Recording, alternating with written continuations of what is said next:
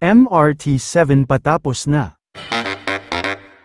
Ipinasilip ni Transportation Secretary Arthur Tugade ang ongoing construction ng MRT-7 na aniya ay mahigit 62% ng kumpleto.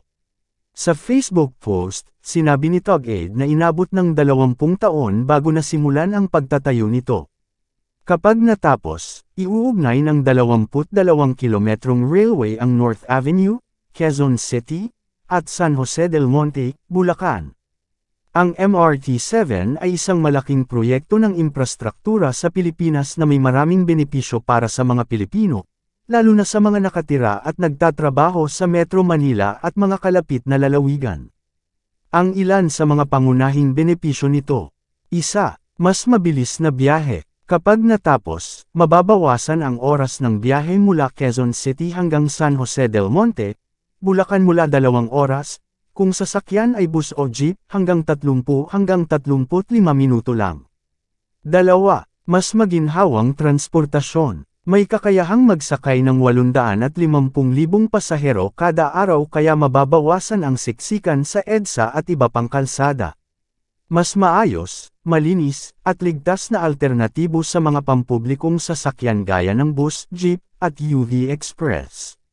3. Pag-unlad ng ekonomiya. Magpapadali ng pagpasok sa trabaho ng mga manggagawa mula Bulacan patungong Metro Manila.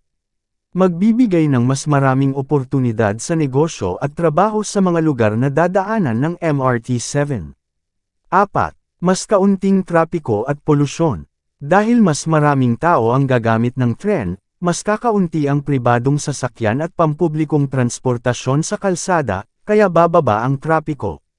Mas kaunting sasakyan ang gagamit ng gasolina at diesel, kaya bababa rin ang polusyon sa hangin. 5. Pagtaas ng halaga ng ari-arian. Ang mga lugar malapit sa mga istasyon ng MRT-7 ay magiging mas mahalaga para sa negosyo at tirahan, kaya maaaring tumaas ang halaga ng mga lupa at ari-arian.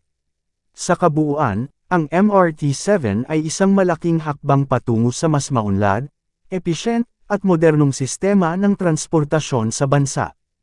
Mr. Kasag pa here e subscribe muna yan para updated ka sa panibagong videos. Maraming salamat po.